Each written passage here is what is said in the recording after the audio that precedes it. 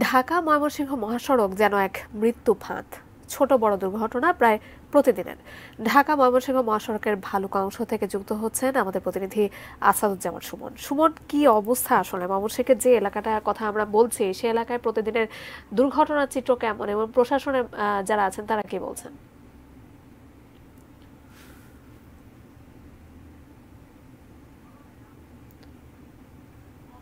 কিন্তু 3টি জেলার মানুষ সেখান দিয়ে যাতায়াত করে। তো আমাদের কাছে কিন্তু প্রতিদিনই ছোট বড় দুর্ঘটনা এবং আহত নিহতের খবর কিন্তু আমাদের কাছে থাকে।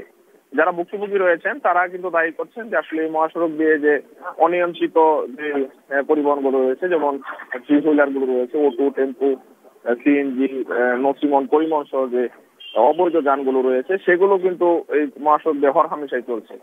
ভুক্তভোগীরা জানিয়েছেন যে আসলে এইগুলো কিন্তু একটি দুর্ঘটনার বড় কারণ।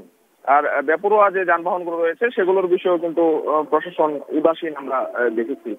আরেকটি বিষয় এই মহাসড়ক দিয়ে রয়েছে যে ঢাকা ময়মনসিংহ মহাসড়কের বিশাল অংশে সেখানে কিন্তু ইচ্ছা মাফিক মানুষ ইউটার্ন বসিয়ে রেখেছে, যার যার বাড়ির সামনে এবং যার যার বাজারের সামনে সুবিধার্থে কিন্তু আমরা দেখেছি যে এইসব মহাসড়কের যে ডিভাইডার রয়েছে সেটি কিন্তু ইচ্ছা মতো তারা কেটে সেখান দিয়ে তাদের সুবিধা মতো যাতায়াত করছে, যার ফলে কিন্তু সেখান দিয়ে যদি কেউ রাস্তা পারাপার হতে চায় তখন কিন্তু ওই দ্রুতবাহী যে বাসগুলো ট্রাকগুলো রয়েছে সেগুলোর সাথে প্রায়ই সংঘর্ষ ঘটে এবং সেখানেও কিন্তু বেশ নিহতের খবর পাওয়া যায়। আমরা সংবাদকর্মী হিসেবে আমাদের কাছে যে তথ্য আছে, ঢাকা ময়মনসিংহ মহাসড়কের মাঝে গাজীপুর থেকে ময়মনসিংহ পর্যন্ত সবচেয়ে বেশি দুর্ঘটনা প্রবণ এলাকা কিন্তু ত্রিশালে।